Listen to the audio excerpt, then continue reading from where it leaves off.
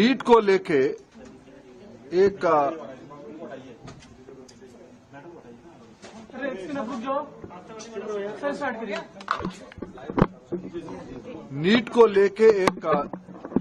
फैसला आज supreme court की स्तर से आई है।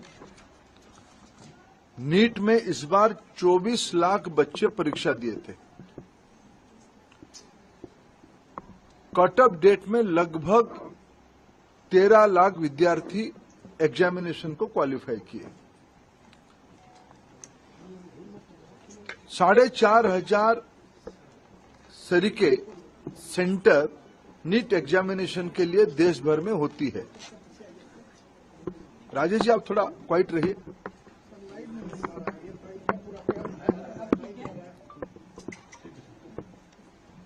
साढ़े 4,500 सेंटर देश भर में होती है। अनेक देशों में भी नीट की सेंटर होती है। खाड़ी के देशों में होती है, पड़ोस के देशों में होती है और 13 भाषा में एग्जामिनेशन होता है। दुर्भाग्य से इस बार नीट की 2 क्वेश्चन सेट्स होता है। गलती ना हो जाए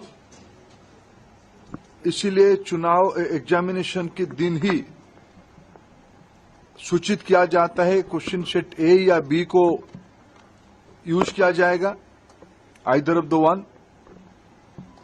इस बार जब परीक्षा हुआ, गलती से आउट ऑफ 4,500 सेंटर 6 सेंटर में गलती से गलत सेट्स ऑफ क्वेश्चन आ गए। जब परीक्षा चल पड़ी, कुछ समय के बाद उसको संज्ञान में लिया गया और उसको विड्रॉ करके फिर सही प्रश्न पत्र दिया गया। उसमें कुछ टाइम लॉस हुई। उन 6 सेंटर में लगभग 1563 स्टूडेंट उसमें परीक्षा दे रहे थे। उनके मन में आया कि भाई ये हमारी साथ थोड़ा अन्याय हुई है, हमारी टाइम लॉस हुई है, हमारे लिए कुछ सोचनी चाहिए। सुप्रीम कोर्ट की एक स्टैंडिंग ऑर्डर है।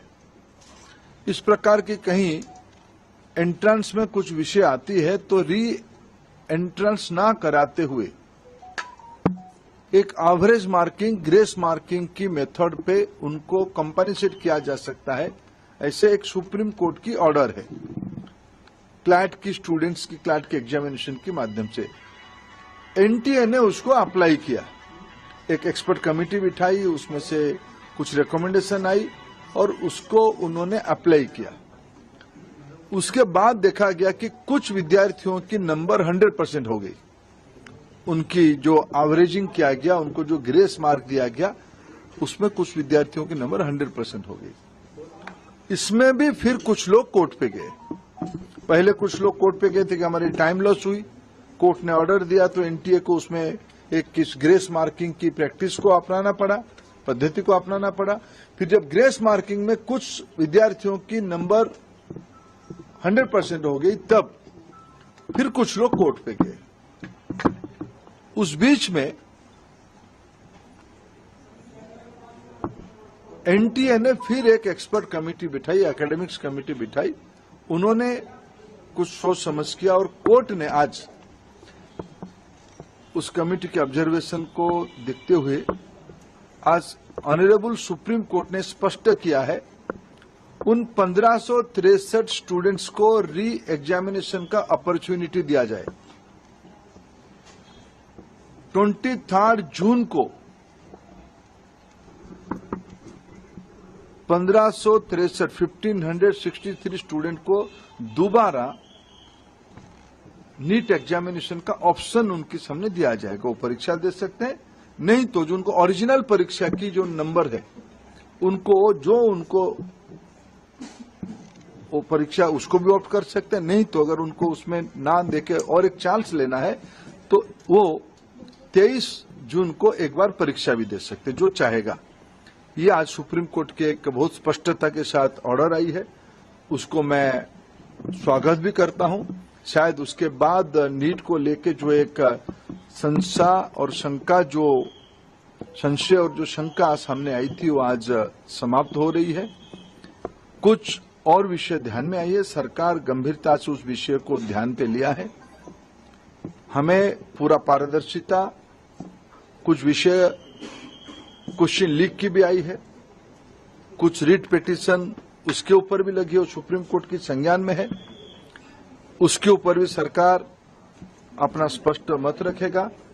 मेरे जितना जानकारी है, नीट एक कॉम्पिटेंट एग्जामिनेशन करने वाला अथॉरिटी बन चुकी है। ये जो 3 प्रेस्टिजियस परीक्षा होते हैं, नीट, जेईई और सीयूईटी, इसमें से देश की 50 लाख से ज्यादा स्टूडेंट्स की हर एक साल अभी एग्जामिनेशन हो रहा है। विश्वसनीयता बढ़ी है, इसलिए आने वाले दिनों में सारे प्रकार की शंका संशय को दूर करने के लिए और पारदर्शिता लिया जाएगा, और जो लोग उसमें कहीं ना कहीं एक आधा जगह पे कुछ गड़बड़ी करने का कोशिश कर भी रहे होंगे, उनके ऊपर कार्रवाई भी लिया जाएगा। और सुप्रीम कोर्ट की जो लार्जर प्रश्न सुप्रीम कोर्ट के सामने है, सरकार अपना मत उसमें से स्पष्ट रखे। जिसकी वजह से बच्चों को खामियाजा उठाना पड़ रहा है, क्या उनके ऊपर